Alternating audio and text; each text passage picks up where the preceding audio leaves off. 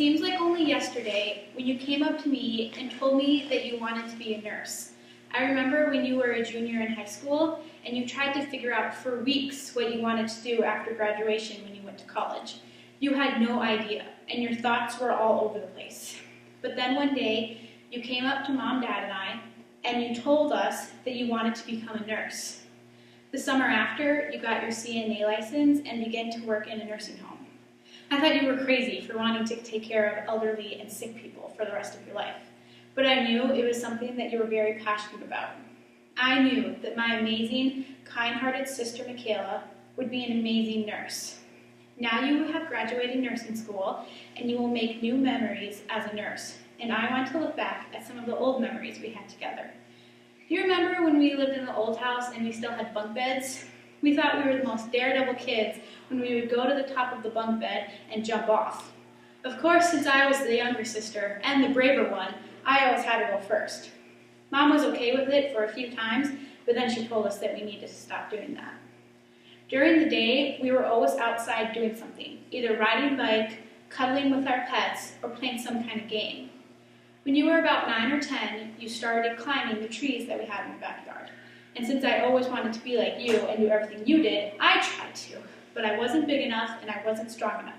So you wanted to help me. You said you were going to make steps in the side of the trees by pounding nails into it. Well, you ended up nailing your finger to the tree. I don't remember a lot of it, but I remember there was a lot of blood and there was a lot of tears. Another thing that we did outside when we were younger was we tried to make forts. We would always find old pieces of wood to try to put together so we would have some kind of fort.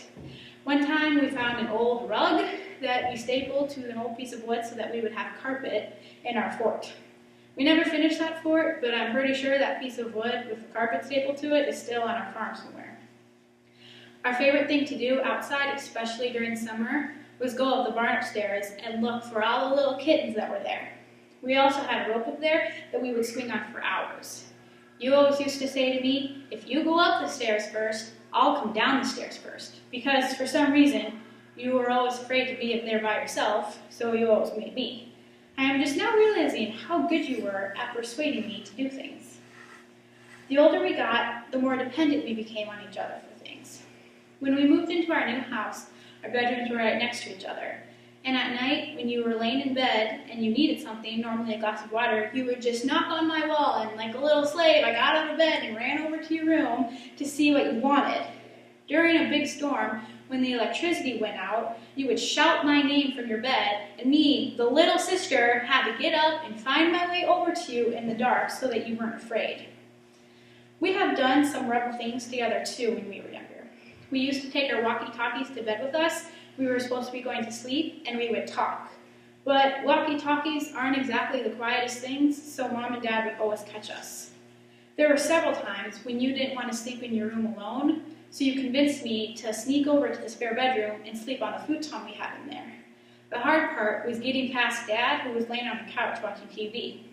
We did all sorts of things to get over there. We ran and we crawled and we walked so slow so that we wouldn't make any movement. One time we were struggling to get over there, so I went and I gave Dad his good night hug to distract him so that you would have a chance to get across. It hasn't been all fun and games with us though. We have definitely had our share of fights.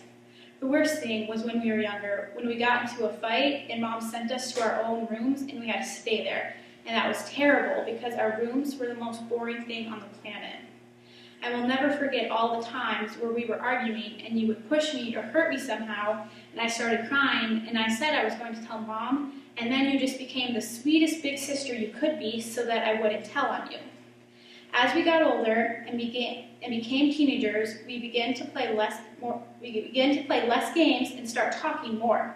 You would tell me about any problems you had, such as school, friends, parents, or boys. As the years went by, you started to be the one to give me advice. When I was little and Mom, you, and I went shopping, Mom would always hold up a piece of clothing and ask me if I liked it. Before I could answer, I always looked at you and asked what you thought of it before deciding if I liked it or not. I always have and still am afraid to make any kind of decision without talking to you about it first.